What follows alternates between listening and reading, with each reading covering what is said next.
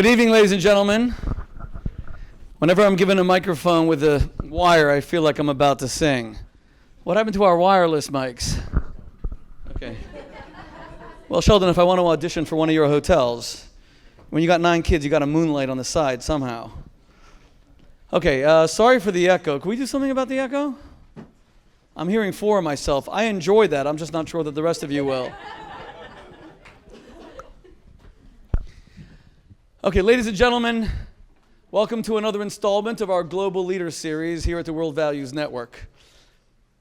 Tonight we are particularly honored to have with us the world's foremost Jewish philanthropists, a couple whose fame and whose notoriety as the principal funders of Jewish activities throughout the world goes well before them. Goes well before them. I met Sheldon and Miriam at the airport. I want you to understand, they came directly from here, from a flight from Las Vegas. That is the degree to which they esteem addressing young Jewish professionals, student leaders, and the kinds of people that we try to always assemble here at our Global Leader Series. The next person who will be addressing this series is the Israeli ambassador to the United States, Ambassador Ron Dermer. And you can get a full schedule from us. I'm glad someone clapped for Ron. That's good. Okay. But tonight, this is a very unique discussion because Sheldon and Miriam have defined Jewish philanthropy in our time. They have revolutionized how the Jewish community does business. They have helped to bring 500,000 young Jews to Israel free of charge. You need to understand the magnitude of that achievement. That would be like moving the New Jersey city of Hoboken to Israel. Raise your hand if you've been on Birthright. Okay, so many people here have participated. In addition, they are the foremost funders of Yad Vashem, ensuring that the 6 million martyrs of the Holocaust are remembered, that their memory is a blessing. There are countless other organizations that Dr. Miriam and Sheldon support. They are way too numerous for us to list, especially given the short nature of our time. But I've always seen about Sheldon and Miriam, what they most enjoy is being around young people and influencing young people and finding the future leaders of the Jewish people, who today bear the responsibility of fighting attacks on the Jewish state, like BDS, fighting attacks on the Jewish state, like the attempt to defame and mischaracterize the only democracy in the Middle East, the Jewish state of Israel. I asked Dr. Miriam and Sheldon to be here this evening because they are being honored by the FIDF tomorrow, the foremost organization supporting Israel's soldiers. My wife and I are very proud of the fact that we are parents of an active duty soldier in the FIDF right now.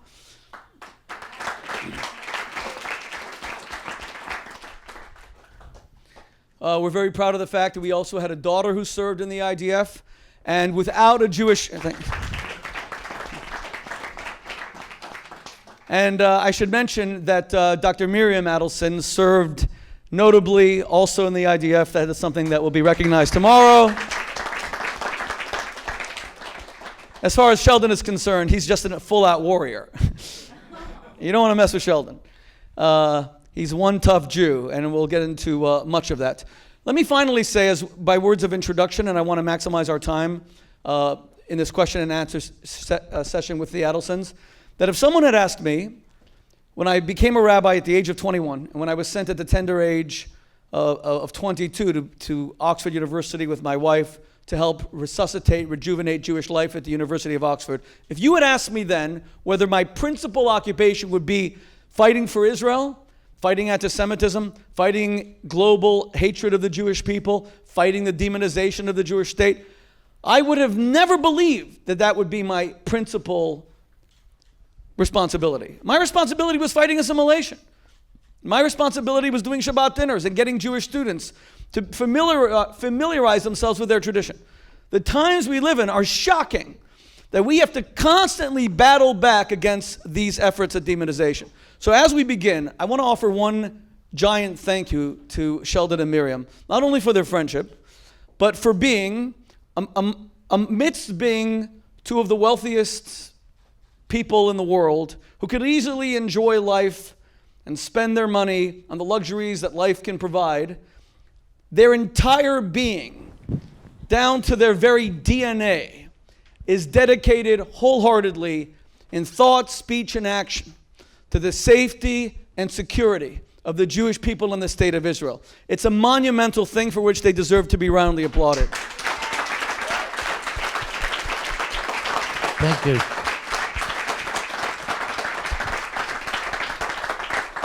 Okay, and with that, we're going to begin. What did you say? We could and we do both things? What were the two things you said? One, we live good. We do good. And we do good. Is that the other one? Did I say two things? Yeah. The second thing is that you came here I'm going tonight. to say we do both. You kept talking. Okay, we're going to Get begin. a word in. Shmuley, why don't you break this wall? It's like Ronald Reagan at Rabbi Shmuley tear down this wall. You know why, Miri? There's a bathroom in there. And what if there's someone in there right now? For the future. Then it would be Being truly embarrassed. awkward. For the No, future. but the people over there are watching on a television monitor. Right? Can you guys see on the television monitor? Okay. So let's begin. Sheldon, let me begin with you. You're a business titan. You're a global business titan. You're written about in the newspapers every single day. People always want to know, what is the direction of your political giving? What new hotels, resorts are you going to be opening? What's your next move? And amidst all of that, your deepest passion is the Jewish people. Why? When my father came to this country from Lithuania, I would tell you that just by way of a little background, I was in the Army, but not the IDF. I was in the U.S. Army, and I was in the Judge Advocate General Department at 1st Army Headquarters on Governor's Island. So I took my parents at the time, a millennium ago, it seems like. At the time, the play Fiddler on the Roof was showing on Broadway. And I took my parents to see the show. And in the middle of the show, my father cried. He was crying. So I couldn't talk to him because he was crying. So I asked my mother. She said, wait till the intermission, you could ask him. He was crying because the scenes depicted in that play, where the Cossacks came in on horseback with whips and with swords, and whipping and killing the Jews, was what he was crying about, because he lived exactly that way. When he lived in a little shtetl between Vilna and Kovno, there were the Cossacks coming in with the whips and the swords to kill the Jews.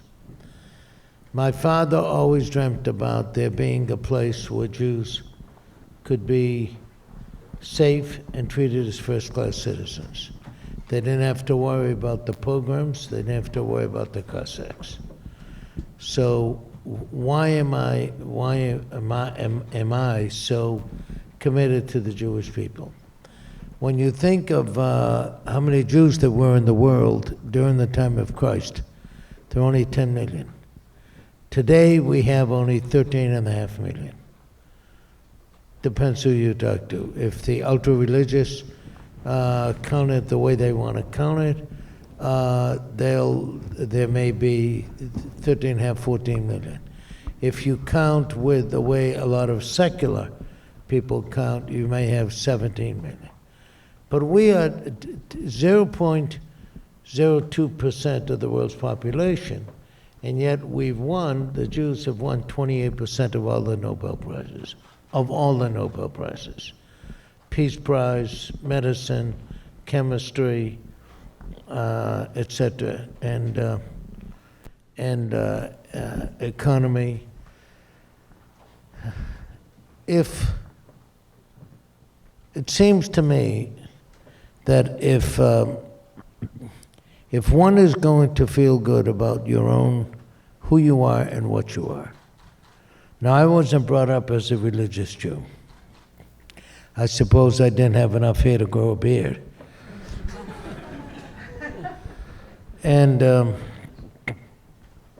But I was brought up to care about the Jewish people. And my father was a very poor person. My mother had to work. She was an expert knitter. So she opened up a little store, and she would teach other women how to knit and how to connect the arms to the body of sweaters, things like that. Is that a signal to just give me the hook? I want to make sure that you both have water. No, we have water. Well, we're not going swimming. My father dreamt all his life of a place where the Jews could be first-class citizens.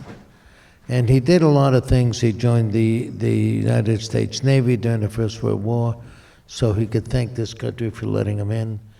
And the only job he could get was during the Second World War when I was growing up as a taxi driver. And then my mother set up a little knitting store in what was the living room of the house in a 12-unit tenement. And we barely got along. I grew up in Dorchester, the section of Boston that was split between the South Boston Irish and the Dorchester Jews.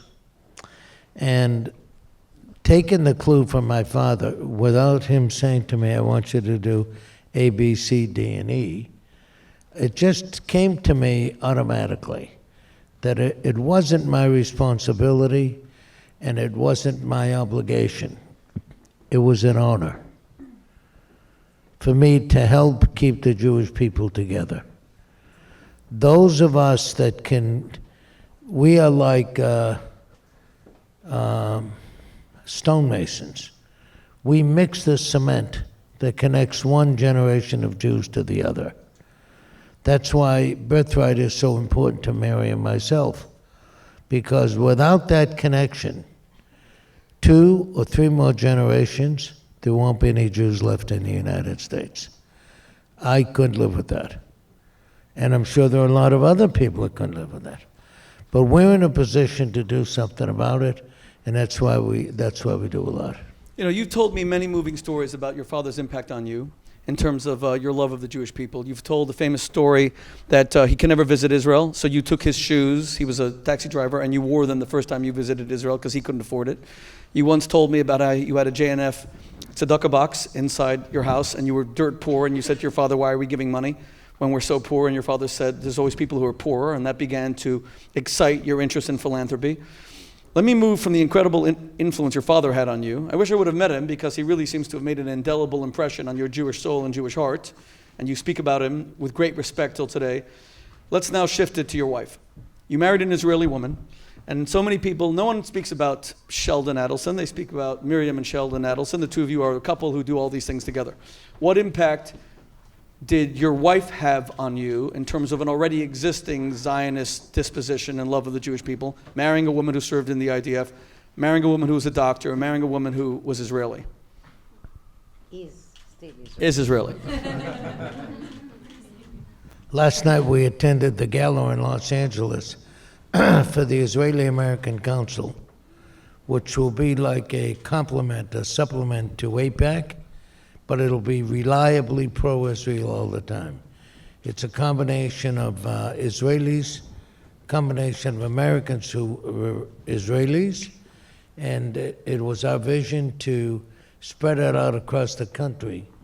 And we have now opened, I think, about 10 or 11 branches. And they started off with one branch in LA. So that's another thing that we got the vision and we provide support for. But are you? But influence you? You didn't answer the question. maybe he's saying he wouldn't be involved with IAC. Well, I'm sorry, I meant to say that because I didn't say it earlier. He was talking about some of the things that we do. Okay. How'd she influence me? Well, the fact, I was thinking about the answer when Shmuley was talking. The fact that I went to Israel frequently. When we first started courting, she lived in Israel, I lived in Boston, And so to get together, each of us spent a week a month in the other country. So a week a month I spent in Israel, and a week a month she came from Israel and spent it in Boston. Until one day she showed up at my door with some suitcases and her daughter, and that was the beginning of the rest of our lives. Well, that was more than 25 years ago. We're celebrating our 25th anniversary this June. Thank you. Out of necessity, going there and getting involved in Israeli life is what got me more involved. I was introduced to different politicians. Believe it or not, although I'm known as a righty, we are very friendly with Shimon Peres, and every time we go there, we visit him.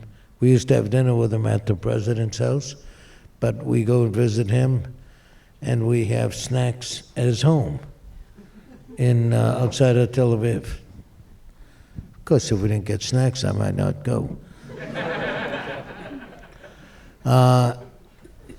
But meeting all these people and getting different viewpoints gave me the idea. We have we're very fortunate. Mary had 1 million friends in Israel, and they adopted me because they loved Mary so much.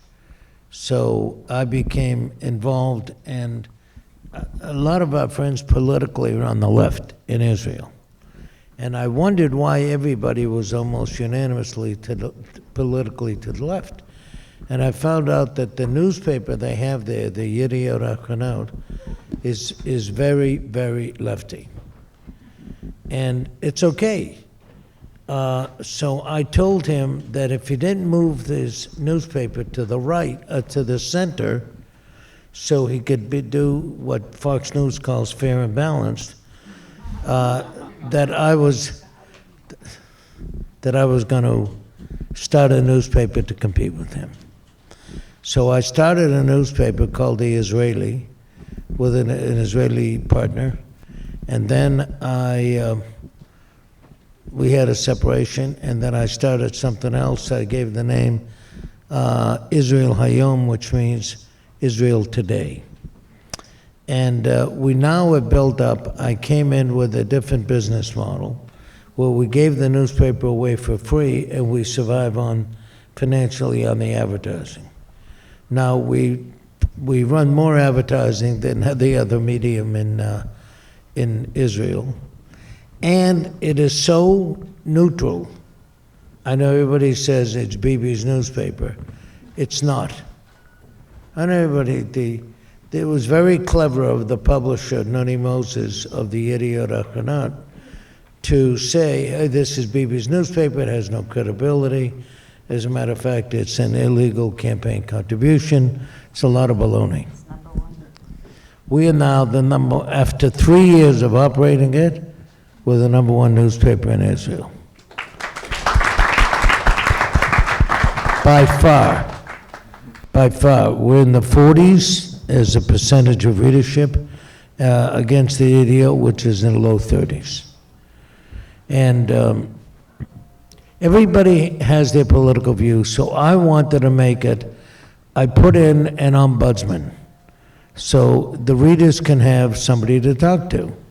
I had a fact-checking department that nobody ever checks facts in Israel. They just make them up. So what is there to check? There's a political supplement every weekend. We print 300, I bought a printing plant. We have 325,000 copies put out every day. And on the weekend, we put out 550,000, like 200-page copies. It's not quite as thick as the New York Times, but almost. And on the back of the political supplement, we have 2 people expressing opposing views next to each other. One is Yossi Beilin, who is the father of the liberal political left in Israel, And the other side is Dory Gold. So we got Dory Gold, who's on the political right, and we have them both fight against each other to try to be fair and balanced. Now, how much more involved can I get in Israel? You know, I'm living Israel. We bought another newspaper for the modern Orthodox called Makor Rishon, and we're trying to give out an honest and a fair view about everything. We don't, you know, people say it's Bibiton. Iton is newspaper in Hebrew, so they mix the words Bibi in the I with Iton, so they call it Bibiton. It's not Bibiton at all. It's a very clever way of trying to reduce our credibility on the part of our competition. I'm only interested in the Israelis. I don't care what political view they have. Just get the honest viewpoint, the honest presentation of the facts. And I think that having the newspaper being used to express the viewpoints of 280-degree opposing views is the right thing to do. That Israelis are that they can read the truth in a newspaper that isn't just run by a state and isn't and editors aren't thrown into jails for criticizing political leaders like, unfortunately, so many of Israel's neighbors. Okay, Miriam, which brings me to you. Before I speak to you about Israel, I want to ask you a religious and a theological question. And by the way, the reason I asked you, Sheldon, about you and Miri is you and I were together in New York about 6-7 months ago, and you had to give a speech. Miri is a renowned addiction expert, and she runs addiction centers, saving people's lives, where she's directly involved in saving people's lives. I've visited them. We took Dr. Mehmet Oz to one of them in Tel Aviv. And you had to give a speech about addiction, and you said to me it was the first time you and Sheldon had been separated for even a day in like 2 decades or something like that. So you do everything together. But let me ask you a theological question. Your entire family nearly was wiped out in the Holocaust. Your mother was a sole survivor. You remain strongly attached to Judaism. For Sheldon's 80th birthday, you bought him you had written a beautiful Sefer Torah for the scribe. But do you sometimes question, with the rise of anti-Semitism, the way your family suffered and seeing it happen again, do you question why all this is happening? Does it raise questions in your mind about the purpose of the Jewish people, the plight of the Jewish people, what is happening to us? Because you lost about 80 members of the family in the Holocaust, correct? I didn't count, but my mother lost her parents, her brother, sister, his children. She had only one cousin, distant cousin, that made Aliyah to Palestine many years before her, before the Nazis came to power. But my mother came from Hasidut. She came from a very religious family called Hasidut Alexander. They are very close to Gur Hasidut. And she finished high school. She went to her mother and she said, I want to go to Palestine. She finished high school in 1933 approximately, when the Nazis came to power. And her mother told her, like the rabbi from Alexander Hasidut told them, God is everywhere. You don't need to leave to Palestine. God is in Poland. They came from Poland. They were from Poland. And God is in Israel. So you don't need to go. But my mother told her mother, listen, Mommy, I studied about the pogroms. I studied about the Inquisition. And I see what's coming here. And I'm leaving. And she left. And all the time she was crying because she had a sister kind of less than a year younger than her, and they were very close, and the mother didn't let her go with her because she wanted her to finish the high school. And she was, all the time, had a small, very small passport picture of her sister she will take and start to cry. That's all the stories that I could hear about her sister Golda. So you grew up with no aunts, no uncles? No, I'm calling it the generation. We didn't have in my class any grandparents. Nobody had this luxurious feeling of a grandmother hugging you. Really, nobody in my class. I don't remember anybody who had. Maybe there was a girl who came from Iraq, she may had an aunt or something like this. But otherwise, all we Ashkenazic Jews who came from Poland, we didn't have any. But it's not just this. We are the generation of Eichmann trial. And this, I was young at the time, and all of us were listening in to the radio, how Gideon Hausner was talking about the case and opening the case. It was, we were all involved, and I think this was the main event that influenced me in my childhood. You know, there's big things that are impacting you. And probably one of the biggest one is Eichmann trial. And I think Ben Gurion did the right thing to bring Eichmann to Israel to teach the next generation what's the Holocaust about. What was your question? My connection to Jewish people? I just wonder how it affects your relationship with God, because I see you as you're very spiritual on the one hand, very spiritual. By the way, I got also Torah for myself for one of my birthdays. It wasn't delivered. I had round birthday lately, and my friends asked me, what do I want? I say, I want one Torah for me. So I'm having That means you have more Torahs than we have here, and this is like a partial synagogue. Okay. I tell you something. You and Sheldon are like One religious thing. fanatics. Okay, I went to this school who was not religious, but every morning we sang Adon Olam, from the first grade till including the sixth grade, till we moved to higher school. And it was so funny. I lived quite close to the school, so if I was late and I would run there to be on time, I will hear one class, Adon Olam, and one class, Adon Olam, Adon Olam. It was so funny to pass in the street because everybody heard our Reali school singing Adon Olam. It wasn't together, but each class. And we studied Bible every day. We studied the Bible few times.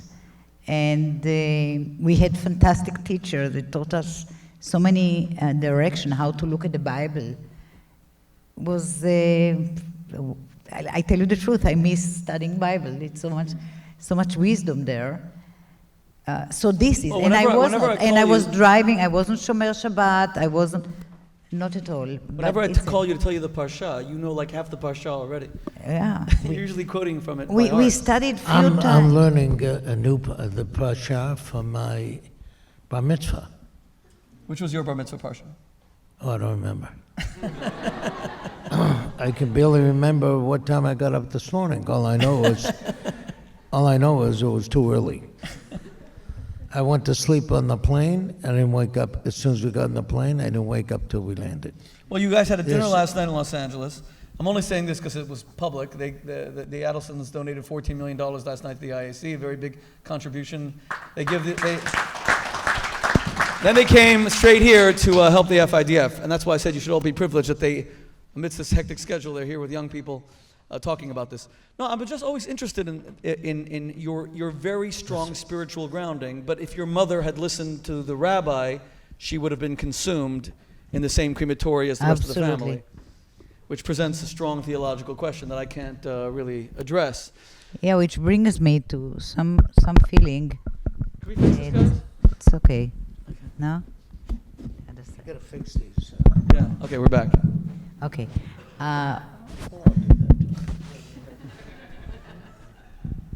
Okay, never mind. Go on. Okay, so your connection to Israel is that you were born in Israel.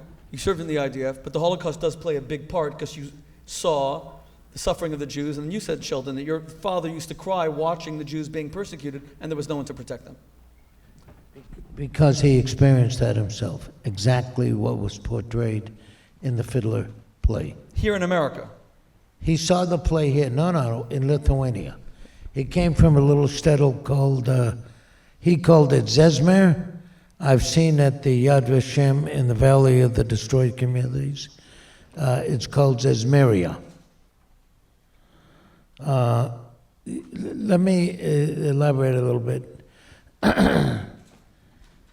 We as Jews, those of us that are Jews here tonight, I feel that it is an honor for us to be the stonemason that mixes the cement that connects one generation of Jews to the other. Without that, we won't have any Jews in 2 or 3 more generations. There won't be any need for any synagogues, except for the ultra-Orthodox. For the secular, there won't be any need for synagogues. There won't be any need for Jewish federations. There won't be any need for Jewish community centers or just a Jewish school like we built where we live in Las Vegas. There won't be any need for anything Jewish because there won't be any Jews left. And the secular and the ultra-religious Jews don't mix very well. It's not that they dislike each other, they just have different culture and different practices. So, but it's better to be a secular Jew than not to be a Jew at all. So one thing about birthright that goes back to my father was my father always dreamt to go to Israel. But by the time I could afford to send him, he said, and I quote it, "I'm too old and too sick to go. And I don't want 100,000 Jewish kids that are born every year all around the world to wait until they're too old and too sick to go. So we want them to go now." And we Mary and I, we don't want to take the honor for all the Jewish people in the world, so we want other people to have skin in the game. So we match all the money that's going it's going to birthright from everywhere, up to $50 million a year, and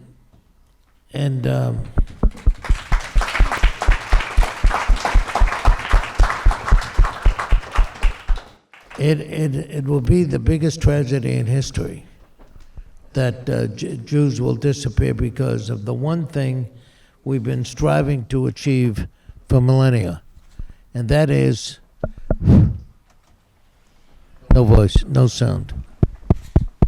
Somebody can. Yeah. Kind of slowly. Is it working? I don't know what's going on. Okay, we're back. Talk about napping, I want to apologize for coming in a few minutes late. The weather coming into, we didn't see the ground until we almost landed. The weather, so they slowed us down because of the weather, and we were 10, 15 minutes late, and that's how we came late here, so I apologize for that. I was just happy, very happy you're here, so thank you very much for coming. Well, everybody has to be somewhere.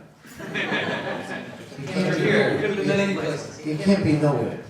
But you're here, and we're very privileged. So let me go back for a second. You know, I remember reading a book about Elvis, and it said that one of the things that tormented him throughout his life is that he became so famous, made so much money, but he couldn't answer why it happened. And he used to go to all these spiritual gurus, tell me why God gave this to me. And his inability to answer that kind of weighted on him and made him very unhappy.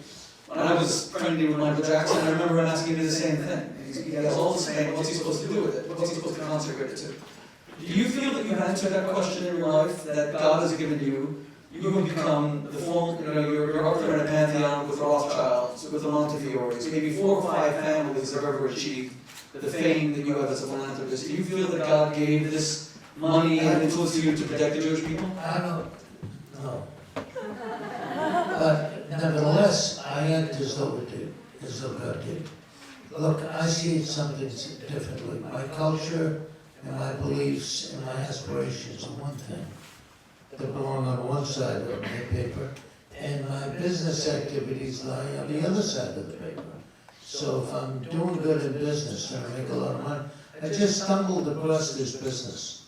I've been in over 50 businesses in my life. I stumbled across this one. I was in the convention business. I was the world's largest independent convention organizer. And I needed a place to run my exhibitions. So I built my own exhibition center in Las Vegas. But it had nothing to do, my success in business It turns out to be the best, if not one of the best, top 2 or 3 businesses in the world. And, but it wasn't some master plan, so that I'll be successful that I can contribute. This is the way I was raised, that whether I had a lot or a little, I was going to do what I can to connect one generation of Jews to the other. But I know that you Otherwise, we're all gone. Okay, but I think you're being humble here, because I know you wake up every morning and you're looking at all the threats facing the Jewish people, talking about it. There was a news report that you wanted to buy a whole Iron Dome battery just to protect the Israelis. That's Not a whole, 5. fine. Okay, the news said it was $1 billion. They're 200 million each. That's it. That's a bargain. Take 5. So Really? let's get 5. He checked if he's allowed to buy. And the answer was, Why not? we are a citizen to send אמצעי לחימה. You can't send military equipment. Yeah. Even President Obama found out about it. What let me do? We read it in the newspaper. It's memories of his assistance. And there isn't like a Jewish charity that buys like Iron Dome batteries.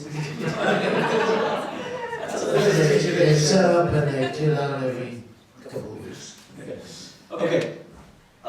Listen, if somebody has been fortunate enough to achieve what I've achieved, what we've achieved, why not? What are we going to do with it?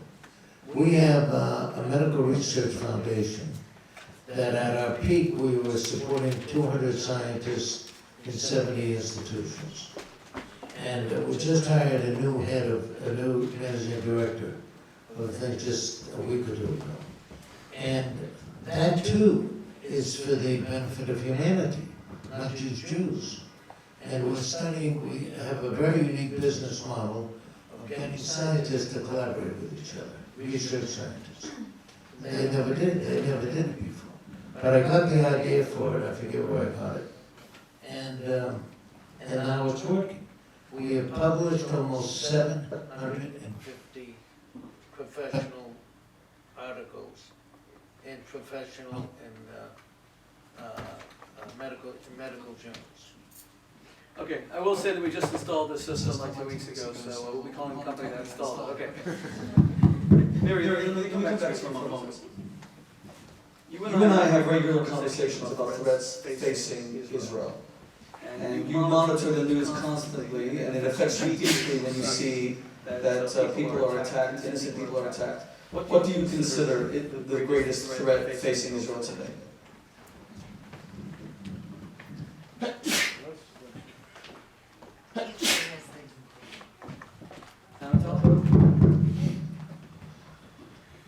Israel inside, Israel has a great army. And Israel, the danger is the delegation of Israel all around the world with lies, propaganda, like Adelson, and making the world, students, etc., think that Israel is a bad place. And we see it all around all the time in the United Nations, condemnation, South Africa, many other places. So this is the greatest threat. No, people think into the assimilation, but I always trust the religious people that they will have many kids and they will balance it. So I mean, we are fighting it by sending kids to the lead to Israel, and they can identify with Israel and love Israel and protect Israel. Most of them are coming back with this feeling that they have family in Israel, they are protected by brothers and sisters. But I trust Israel, and I feel that the Jews of the world are protected with as long as Israel exists, and Israel Chai, Israel will exist forever.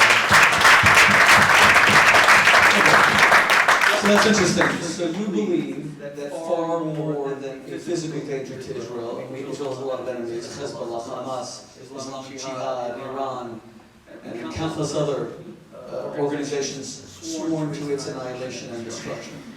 That bigger threat is the demonization, the character assassination of Israel. It's a PR battle. But we Jews we seem to be okay at building a strong army, and that's we're going to be on for an hour and involved in the IDF. But we don't seem to be as good in the PR battles. I mean, Sheldon, you're one of the world's great marketers. You built a world-class company that everyone's heard of. Why are we Jews so ill-equipped to fight this battle if Miriam is correct, that it's the most important battle? I think because the Israeli government is too concerned in some respects about political correctness. Could they, in taking different positions, insult or break people's noses out of joint if they take certain positions? They don't feel as though it's up to the government to fight against the BDS activists. There are private organizations in Israel that are put together. They're established for the sole purpose of getting intelligence, which they're very good at, developing avatars, and learning about BDS. I think the government is leaving it to individuals to speak up for the government and for the Jewish people. And that is one of our approaches. I phoned. But you think that's a good thing, that more entrepreneurial, smaller organizations are picking up the PR battle? Or do you think the Israeli government should be more involved? The Israeli government, I believe, will have a credibility issue if it advocates for itself. So we have to get people who are doing it independently. If we get rank and file and other people to tell the truth about BDS and Israel Apartheid Week and the fictional genocide, etc., then I think it's more accepted. My wife and I started a program that I came up with the name Campus Maccabees. The Maccabees are the fighters and the saviors of ancient times. So we want modern day Maccabees to fight against the BDS and anti-Semitism on campus. And we work with the AE Pi fraternity, who's the only, it's not actually all Jewish, but it's supposed to be all Jewish fraternity left. We work with Stand With Us, we work with Camera, we work with the Israeli Alliance in passing legislation throughout the United States against BDS and prohibiting collaboration or investment of state pension funds with the companies that join the boycott of Israel. It's not a singular effort, and it's not a singular family like ours. There's a lot of families and a lot of people that are supporting it. There's talk about IDF, there's a fellow in Toronto who provides college education for many hundreds of kids coming out of the army and educating them in Israel. As his way of saluting the lone soldiers, like his son Mendy. So he provides scholarships for lone soldiers. Right. And That's good, because our son left the middle of his degree to go and fight the IDF, so maybe he'll cover his tuition when Mendy comes back to NYU. Two more questions for each of you, and I'm going to keep to my time, Miri. And I'll speak a little bit louder. Okay. Sorry. Okay, It's the rain. The wireless is, we're having the problems. rain is Because of the weather. Okay. Miri, so you grew up in Israel, and you always told me you didn't see any anti-Semitism because you grew up among Jews. Sheldon was beaten up as a Jewish kid in Boston and was called the Christ killer, so you had totally different kind of unexpected backgrounds. Now, you and Sheldon revolve around presidents and prime ministers and CEOs. Many of them are very pro-Israel. many members of the Congress very pro-Israel. So on the one hand, you see non-Jews who are very favorably disposed to the future of the Jewish people. On the other hand, you just mentioned, there seems to be a global onslaught against Israel from media organs. Many of them are from Europe, whether it's the BBC or whether it's even American media organs that are fair as well. So what is your opinion about the future of the Jewish people in a non-Jewish world? Do we have more friends? Do we have more adversaries? I mean, you see all sides of it. You're an Israeli living in the United States. Does Israel have a strong future because the world is its friend and understands the importance of democracy? Or are you concerned that what you said before, this global attack is growing and it's getting worse? Deep in my heart, I do believe that justice would go out and would prevail. And of course, Everybody here okay? of course, There's in an my heart, echo with these. of course, in all my heart, I know that the Jewish state is right, the Jewish people all are going, and we are going, and I do believe, it's a belief, that we will prevail. But I see it more, I mean, they are coming, during the Nazis, when the Nazis came to power with all the propaganda. So first the Jews couldn't go to college, or if they went to college, they had to stand, they wouldn't have a seat. Jews couldn't serve, couldn't own restaurants feeding the Gentiles. Jews were slowly more limited and more limited and more limited. And when it starts with the Jews, but then you know how many people died during the Second World War. It was terrible. So yes, it starts with the Jews, but then the free world is suffering. I see it now, it's the same thing. They start with the Jew, and look, they've already reached the second stage where they kill the Coptics in Egypt, all over the Christian in the Middle East. And so it's going to, it reminds me of the famous poem. First they came, remember the pastor, they say first they came to the union and nobody reacted. Then, and in the end nobody was there to say anything. It's the same here, now they started with, so the danger is, yes, it starts with the Jews, but we have to remember that after the Jews is the free world, is the Christian, is the Istis, is anybody that is not them, and then they will fight between them because this one is more religious than the other one. So I see it as danger to the free world. Once a Jew, you're always a Jew. I'll tell you a little anecdote about a fellow whose name was Oliveira, that I met when I first started developing in the Special Administrative Region of Macau. And I was sitting in a restaurant. I knew him because he was the attorney for the Gaming Commission. So I had occasion to talk to him frequently. And I was sitting in a restaurant one day having lunch with somebody else. And the fellow with whom I was having lunch pointed to Oliveira and he said, "He's a Jew." I said, "No, he isn't, he's Catholic." He said, No. Go back in his history to 1492, which, by the way, Bibi's father was an expert on the Inquisition and the expulsion of the Jews from Spain. He's written a 1,400-page book that took him like 20 years. He's one of the world's expert, if not the world's expert. I just have to talk. So I said, it's obviously the same connection, the amplifier.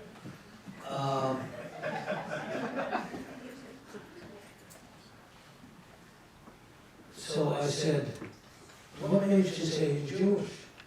He said his name, Oliveira, named after olive trees.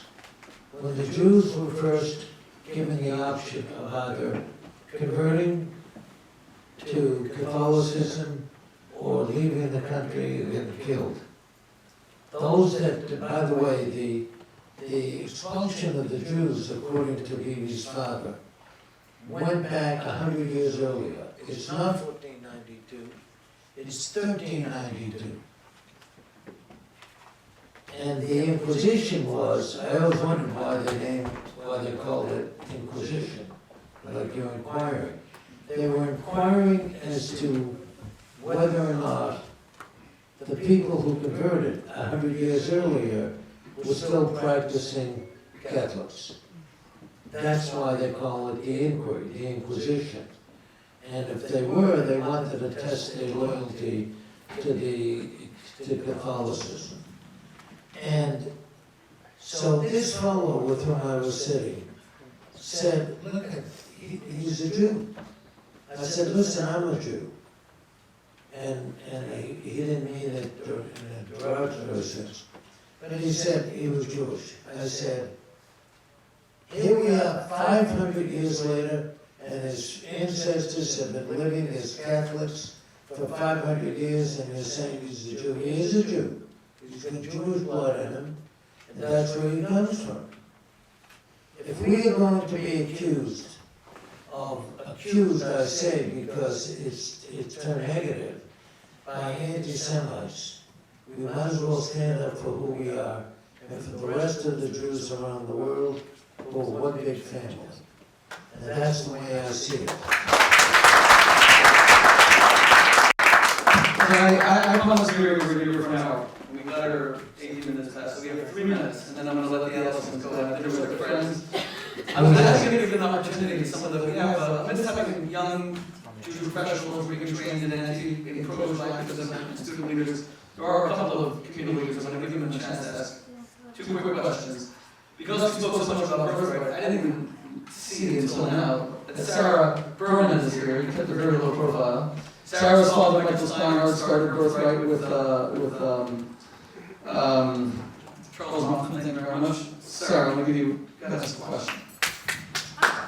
And Sarah runs her own incredible organization teaching Hebrew to all the charter schools in the United States. It's quite remarkable. You didn't even say hello, so I didn't see you. Here, Mark and I have been here, and thank you for all you're doing. I guess I'm curious what big ideas you're most excited about. I like the idea of the cement, mixing the cement, and I couldn't agree with you more. And I'm curious what, Birthright was a great big idea, and what are your next big ideas? Should I give this back? I don't know what the next ones are. I'll have to wait to the future to determine what it is. But our most recent idea have been 2 things, both for the Jewish people.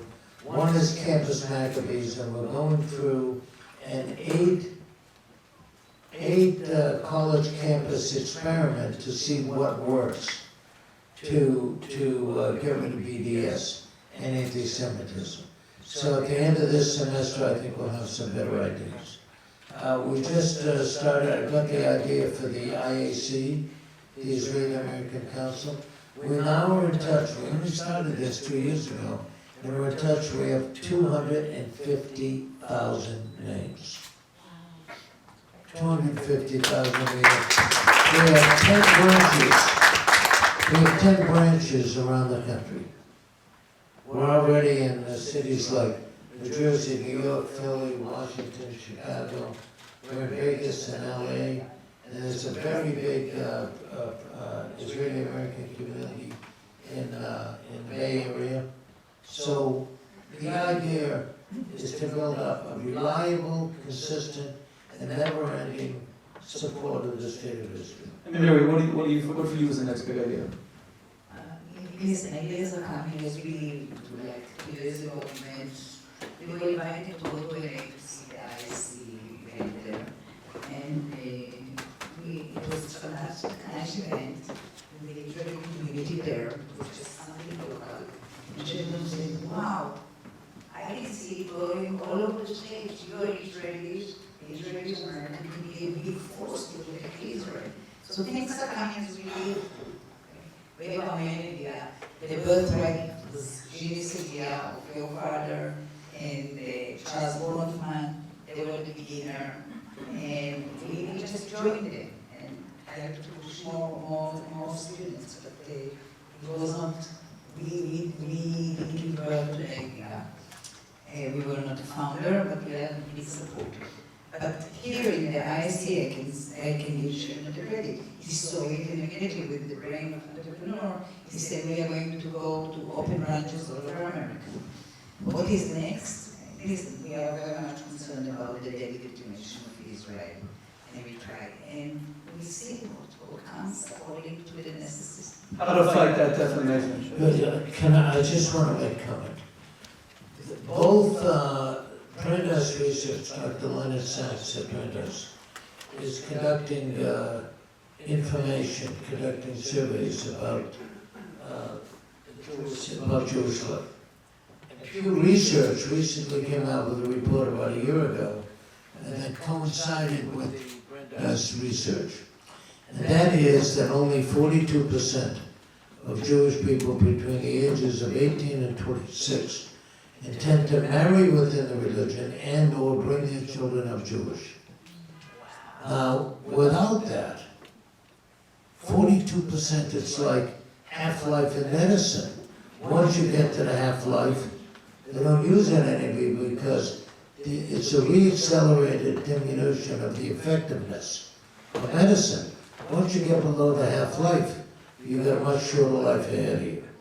So, but the kids who go on birthright, that same question, do you intend to marry within the religion and or bring your children up Jewish, jumps to 76%.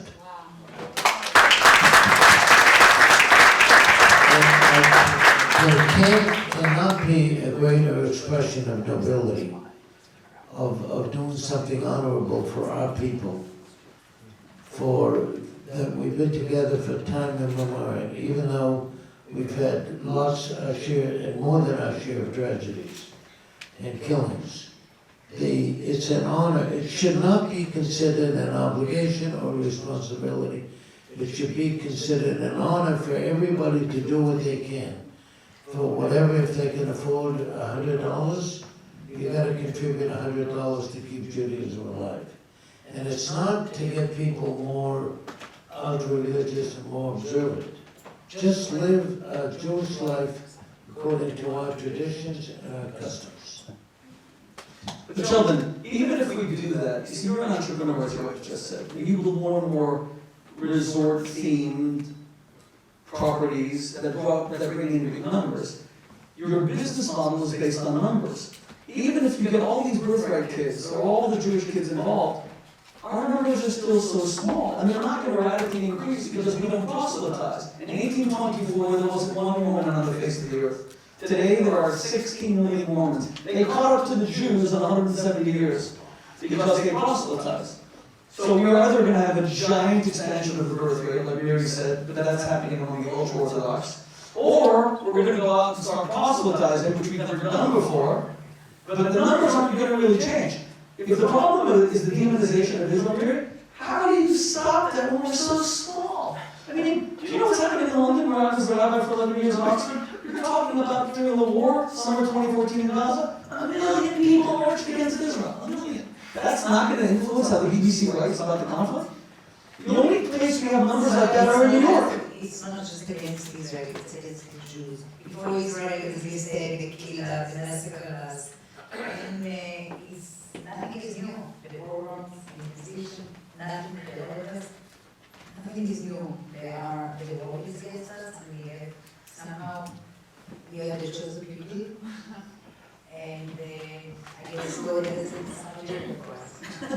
But there has to be a numbers issue. At some point, we have to address how small the numbers are and how they're grown. But anyway, Regardless of that, we cherish and we appreciate our way of life and our customs.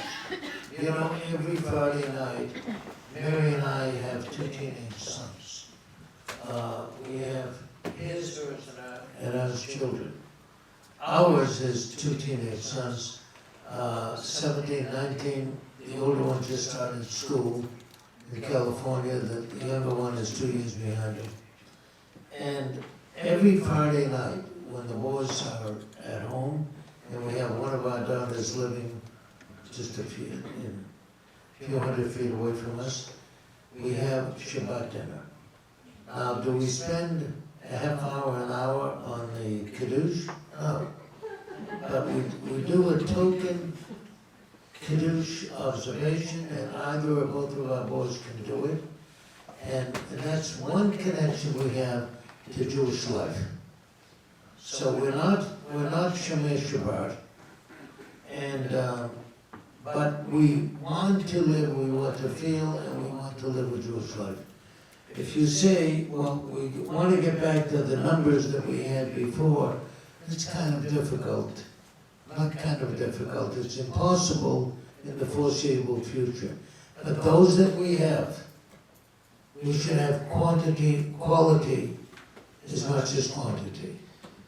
Unless we're creating a third group of people, which existed in Roman times. In Roman times, they had something called Judaizers. They were pagan Romans who turned to the Jewish people as a source of their spirituality without becoming Jewish. They lived by Jewish spirituality, but they never converted. Paul made them into a movement and created Christianity. He converted them to Christianity. Maybe the time has come for us to find more non-Jewish friends. You see it with evangelical Christians. Sheldon, you're very close to evangelical leaders. You meet political figures who are evangelical Christians, who are very good friends of the Jews. Maybe there's a way of making more non-Jews who are our friends. But I agree with your wife that the biggest problem that we face is this demonization, which is going global. Look, we have, there are 100,000 Jewish children born every year throughout the world. And we're only sending somewhere between 43 and 48,000 Jewish kids on birthright, 80% of which come from North America, from the US and Canada. We've got to get the Jewish kids, wherever they live throughout the world, a higher percentage of just under 50% to birthright. And there are already 800,000 that have already passed it. So those that were between 18 and 26, in 8 years, well, we've sent only 500,000 kids, those 800,000 kids have already moved beyond the optimal age to go. And then they get involved with their careers, they get involved with marriage and family, and they're not interested in going to birthright anymore. So we lose them. We've got to build it up to a point where what Sarah's father and Charles Bronfman started, that it matures into something as comprehensive as we can make it. And so that's why we like to give a lot of money to birthright, and we want other people to have skin in the game. We'll never get the quantity back. Well, we will someday, but we can't just turn a switch and have the 6 million Jews that were lost in the Holocaust back with us. But that's the reason, Sheldon, why the real solution and the next big idea to get the numbers back is kosher sex. We need more Jewish nations. Kosher or not. I actually dedicated my book Kosher Lust to Sheldon and Miriam. It was presented to them at our dinner 2 years ago. There is something to be said about young Jews meeting, and I hope that's one of the things that happens here, because that's what we do. Ladies and gentlemen, I've indulged Dr. Miriam and Sheldon's conversation.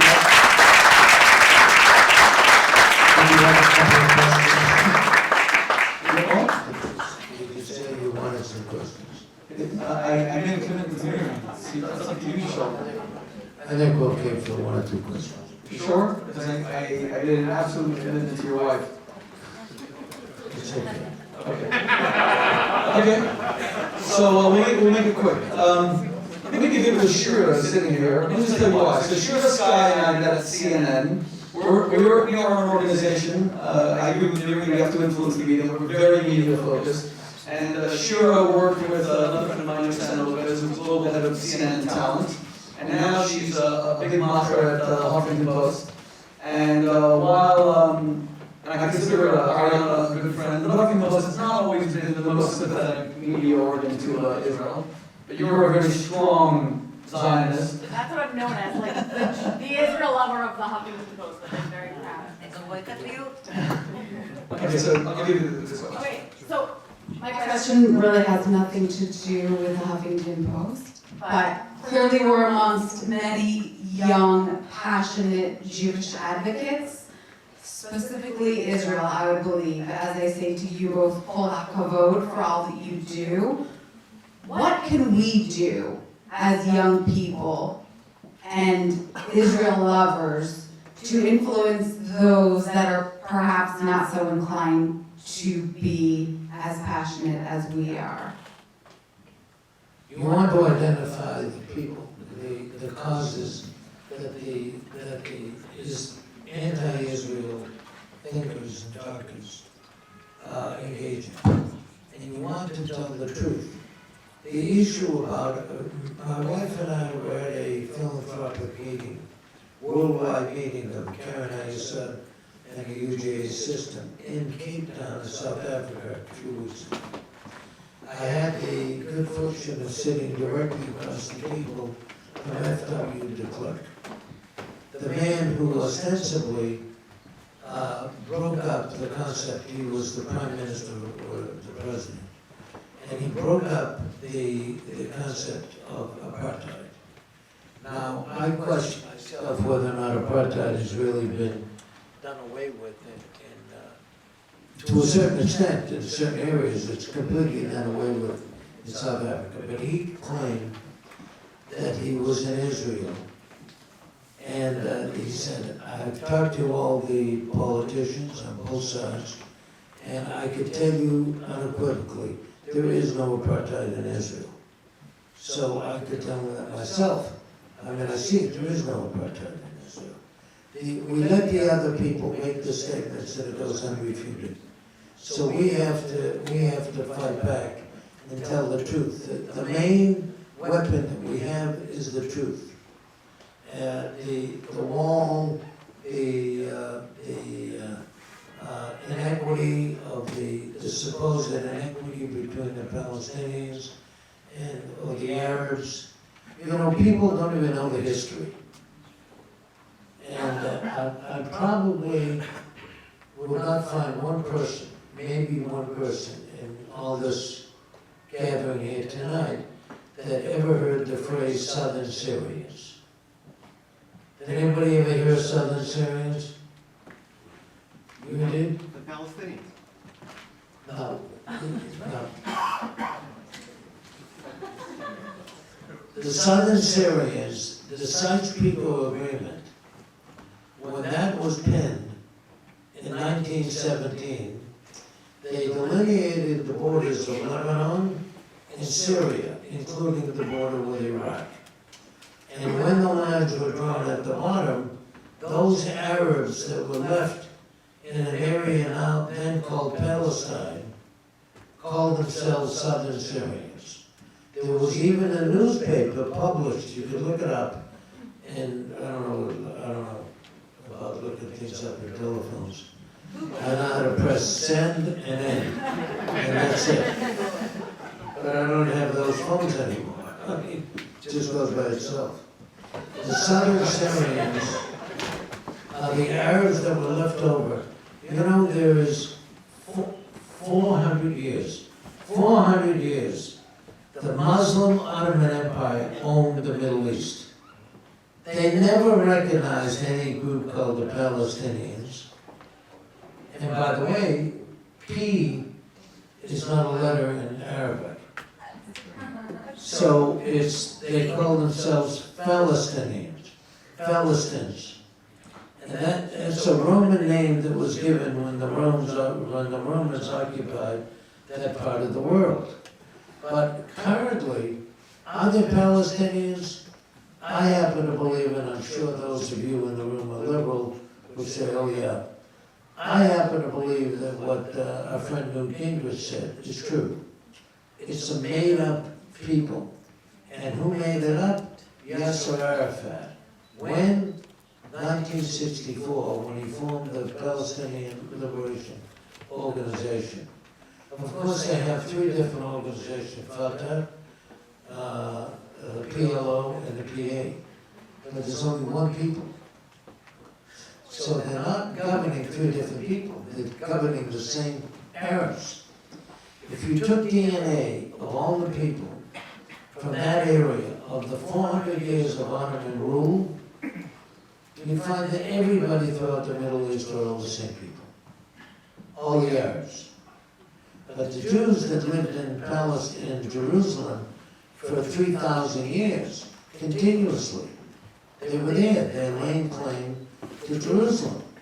There was, you cannot find, I dare anybody to find, to look for a book that has the name Palestinian or Palestine or any similar name before 1964. It doesn't exist. So we have to, in order to protect Israel, we have to come back with the truth. And it's okay.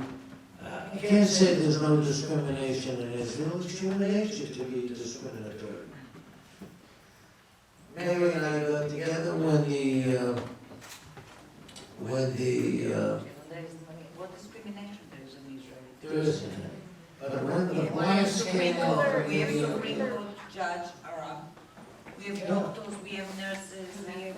first time I went to Hadassah, The place that the Palestinians are the most free. They I are was telling my Jewish husband, she's telling me everything I No, you said there is some discrimination. There is not a discrimination. That's what I'm getting to. There is no, when the Operation Solomon occurred in the 1980s, and Miriam and I met in the late 80s, when I kept on going to Israel, I saw no sign of discrimination whatsoever. None. We went to, Mary and I have taken 205 congressmen and senators to Israel. We hate that. Mostly Republicans, but a few Democrats. And we think the IAC, the Israeli American Council, we just formed Israeli American Nexus, and that'll be our lobbying group, instead of the American Israel Friendship League. I mean, we're going to do one final question about medical things. There is no discrimination in Israel. I can't, that's the point I wanted to make. I can't deny. That's not really true, because whenever I've spoken in Israel, the microphone is always set up here. They discriminate against short people. I understand Firsthand, many times. You have to, the point is that we don't tell the truth. And one of the objectives of our Campus Maccabee program is to tell the truth. And if we tell the truth and we put aside, those kids that are in colleges and universities today are tomorrow's Jewish leaders. And we've got to get them to be proud Jewish people. Well, let me just say one thing about Jews, Muslims, discrimination, because I wanted to always thank someone publicly, and this is the first opportunity I've had since the book came out. We couldn't reveal it before. Ladies and gentlemen, the New York Times 2 years ago started writing a series about the Afghani Romeo and Juliet, a woman named Zakia and her fiance Muhammad Ali. They called him Ali. She was 19, he was 21. She faced an honor killing because she was a Sunni and he was a Shia. And Rod Nordland, the Pulitzer Prize-winning Kabul bureau chief of the New York Times, highlighted their story in the New York Times and said that she would probably die at the hands of her brother or her father because she had been married by proxy to her uncle who was 51. I can only reveal this now because a New York Times best-selling book has now been published about it beginning 3 weeks ago, and this is the first time that I've been in a public forum with Miri since. Miriam Adelson called me 2 days after that story appeared. The same day. Was it the same day? The moment I'm ready. Miri called me and she said to me, I was very deeply moved by this story. She said, God has been kind to me in blessing me and Sheldon with a very loving romantic marriage. And I was very moved by the romantic story of this Muslim woman who wants to marry this Muslim man. They're both devout, practicing Muslims. And she said to me, is there any way that we can save this woman and this couple's life? So I reached out through the New York Times. If you look around the wall, you'll see that we do a lot of stuff with the New York Times. I want to also acknowledge my dear friend Gary from Jewish Week. Hello, Gary. How are you? We do a lot of stuff with the New York Times. I called the New York Times, got through to Rod Nordland in Kabul. I said, how can we save this family? And we began to devise a plan to try to extract them. We spoke to Samantha Power, the UN ambassador who we have a relationship with. I spoke to Senator Cory Booker, my good friend. I spoke to other lawmakers. Miri was calling me. I have to tell you, for people who speak about discrimination, this This couple is the most famous Jewish philanthropists in the world. They're also some of the biggest political donors, and they're always associated with a particular view, which the media will portray. Miriam must have called me 100 times without exaggeration. We have to save this couple's life. No matter what we do, we have to save this couple's life. And it was because of the Adelson's philanthropy. Although we were unable to extract the family, the couple themselves, because they were in hiding and they can't really come out, and they couldn't get a passport. It was very complicated. And then we spoke to the deputy head of mission in Kabul, the second to the ambassador. We did everything. The United Nations High Commission for Refugees. We couldn't get them a passport. If they went out, they could have been killed. But when she went to a women's shelter in Bamyan province, where her life was saved by a woman named Fatima Kazemi, and then her whole family came under threat from the Taliban for saving women who are beat up and put in shelters. Sheldon and Miriam paid for this Muslim family to come out of Afghanistan through India and through the good graces of the president of Rwanda, Paul Kagame, who we approached. The family made it into Rwanda, where their lives were saved. They applied for refugee status. They now live in Baltimore, Maryland. And that is solely and only because of Miriam Adelson's dedication.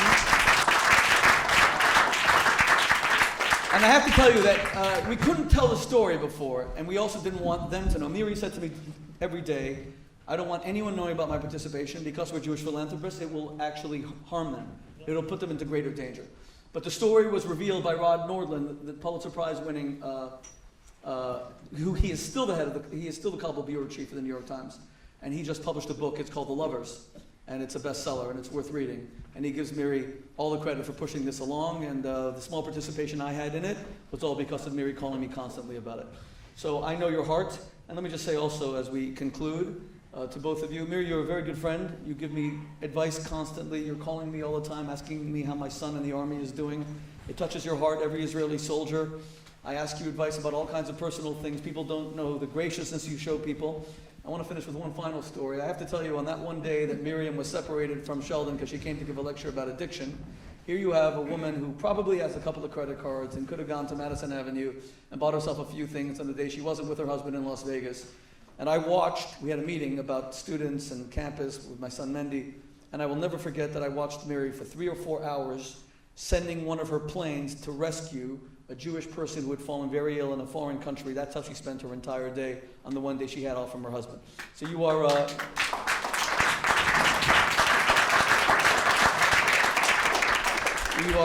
matriarch of the Jewish people. And you set an example of real caring, and that's why I put so many questions to you about what you feel, because I just feel everything, the pain that you always experience about the Jewish people, and how much it bothers you when you wake up in the morning and you see people attacked. Sheldon, it goes without saying that the Jewish people are immensely proud of you. They are astonished at your business achievements. They're astonished at how dedicated you are to Israel and the Jewish people. They're astonished that you will not give an inch when it comes to the safety and security of the Jewish people. Every story about whatever direction you're going to end up going in the presidential election, and I purposely did not, this is not a political discussion, so I didn't bring any of that up, but every single story, from the Wall Street Journal to the New York Times, to the Jewish Week, to the Huffington Post, everything always says his first consideration is going to be who is the best for Israel. That is the universal opinion of all the media, that whoever is going to be the strongest in the Jewish state. And I think it's a unique privilege for young people to hear that amidst your global achievement, that you put your people first.